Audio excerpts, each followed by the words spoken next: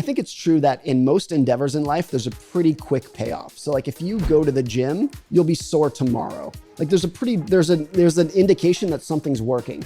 If you're on like a new diet, you might feel different that day, the next day. It's a pretty quick thing. So people take those payoff time periods, and when they apply it to investing, if they're new to investing, they might think, oh, I'm gonna invest $1,000 and I'm gonna check back next Wednesday and see how it's done.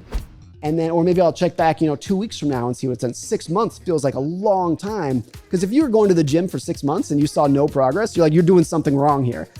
But in investing, like we know, it's not intuitive for people, but this is an endeavor where you might lose money over a 10-year period. And that doesn't mean you did anything wrong. Investing is a very, very long endeavor. Having that sensitivity is really important. And a lot of people don't, because there are a lot of other fields in their life that are pretty heavily regulated, medicine and whatnot. If you go to a doctor who has an MD, you can be reasonably sure, I'm not saying there's no bad doctors, but you can be reasonably sure that they are educated and tested and qualified, and the advice that they give you is very likely good advice. And in the finance world, there are things like CFP and CFA, these credentials that are pretty good, but there's no requirement that you have them. If you get surgery, that person has to have an MD, to be a licensed surgeon. You can go to a financial advisor who has very few credentials. Maybe they took a regulatory exam that took them 2 weeks to study for. They have a degree from Google effectively, and they could be a financial advisor. And so a lot of people kind of get taken for a ride because of this.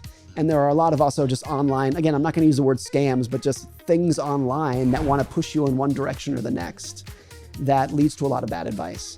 And a lot of these too are not even commercial products to buy, but there's just so many blogs and social media feeds. I'm one of them. I'm not going to throw them all under the bus, but there's a lot of advice out there that is either bad advice or it's good advice for one person, but not for you.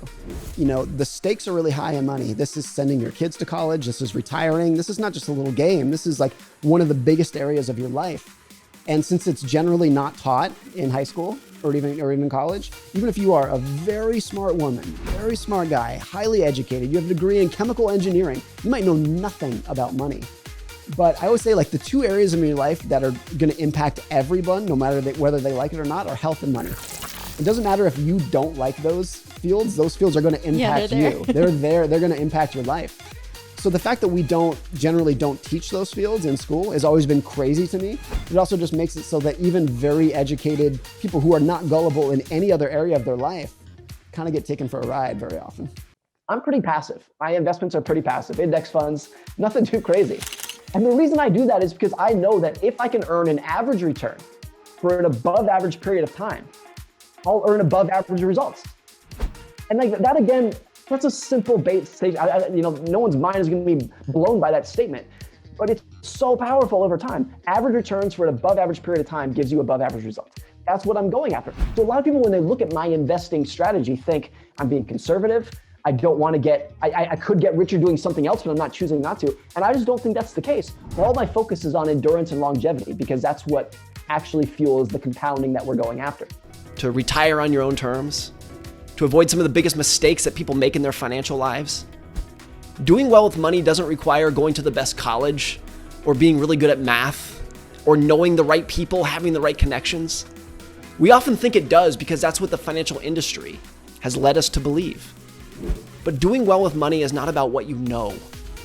It's not about how smart you are. It's just about how you think and how you behave.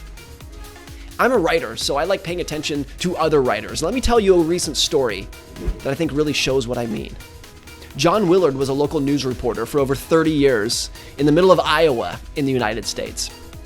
Now, nobody becomes a local news reporter to make a lot of money. It's a very hard industry where workers get paid very little.